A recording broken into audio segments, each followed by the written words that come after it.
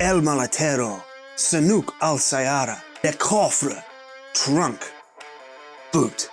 Today, I'm talking about my top box. Hi there, my name is Ben, this is Adventure Bikes Australia, and I am in no way an expert in either motorcycle riding or motorcycle mechanics. So let's take a look at my box.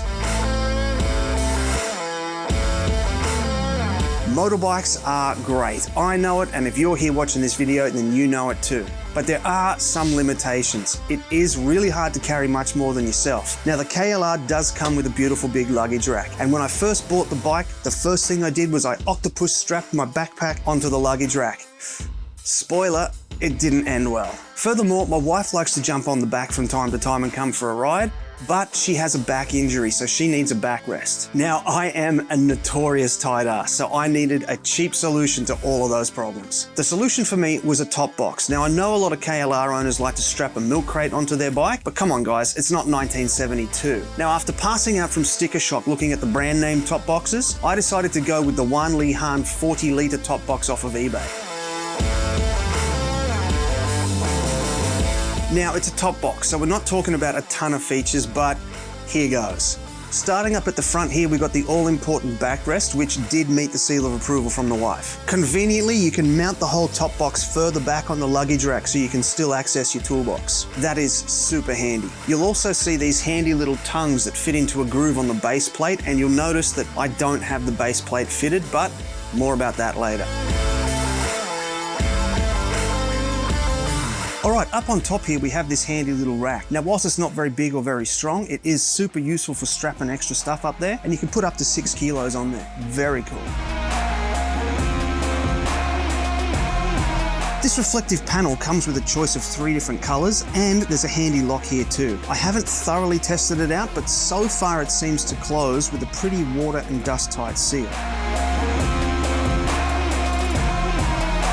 The last feature to mention is the size. At 40 litres, it's big enough to fit a full-size adventure helmet with a pair of gloves and a few other bits and pieces, and this gives me the flexibility to use my bike to pick up or drop off my wife and son. It's also big enough for me to put my backpack in for travelling to work and back. I can run down to the grocery store and get a pretty decent load of groceries, or I can even pack a bunch of camping gear in here. It's very handy for all those things. So now let's discuss the pros of this box. So I'll start by recapping my favourite features. The first is the backrest, the second is the mounting position, third is the size of the box, and the last is of course that it's half the price of the big name brands. I don't want to recap all the features, so I'm going to move on to the quick release base plate. With the simple twist of a knob, this little handle turns the top box into a very useful little suitcase. Now you'll notice that I don't have the quick release plate attached here, which brings me to the cons. For this, let me tell you a little story. Not too long ago, I took part in a RAM rally. In my super handy top box, I put 3 1.5 litre water bottles, a box of honey oat bars, 2 bags of snakes, my wallet, and a few other essentials. I was having a great day on the tracks ripping through the forest, and then this happened.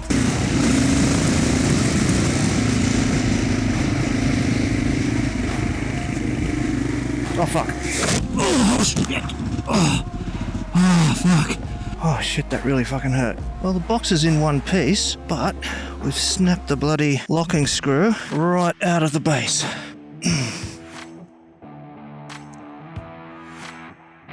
Oh no, my wallet.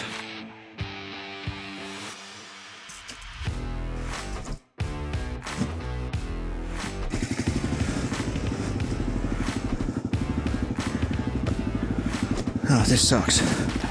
Dodgy as. Let's go. In that hit, that 4 kilos of water inside the box turned into a cannonball shooting forwards. The box itself tore free of the base plate and went on a trip all by itself. Everything inside the box was pulverized, and to this day, my wallet still smells like honey oat muesli bars. Now, one could easily argue that I was using this box outside of its design parameters, and you'd probably be right. However, it wasn't the first problem that I'd had with this box.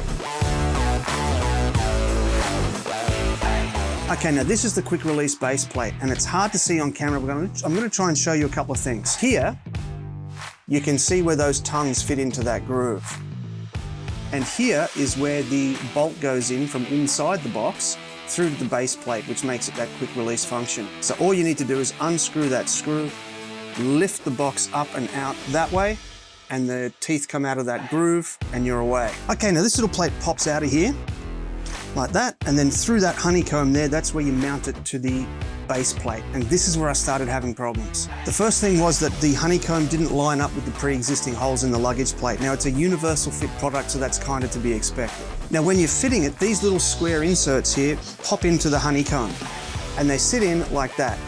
And you tighten the bolts down through there with a nut coming up underneath of the luggage plate. Now the problem I had tightening them up was that inside the plastic honeycomb here, that little metal square was actually twisting inside the plastic honeycomb, which made mounting it kind of tricky, but not impossible. I did manage to get it attached. Everything was fine until that little accident that I showed you where my KLR turned into a catapult.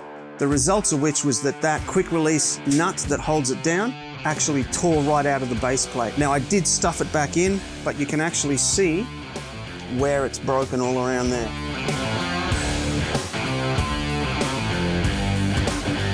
So how's the box attached now? Well, the base plate is gone and the box is now directly mounted to the luggage rack with 8 bolts inside. I went with round-headed hex nuts to minimize the wear on whatever I put in there. So my top box is no longer quick release, which does reduce that convenience, but I'm very sure it's not coming off anytime soon. So do I recommend this top box? Overall, yes, I do recommend it, with one caveat. Maybe two. The first one is that you don't try and ride your KLR like an enduro bike, and the second is that you pack it more intelligently than I did. If you've decided you want to grab one of these, there's a link in the description below. Now the link below is an eBay affiliate link, so if you do decide to grab one, eBay is going to split their commission with me at no extra cost to you, so thank you very much. Now you may have noticed that big shiny silver exhaust underneath the top box. If you'd like to know more about that, click on this video over here, and until next time, get out there and live an adventurous life.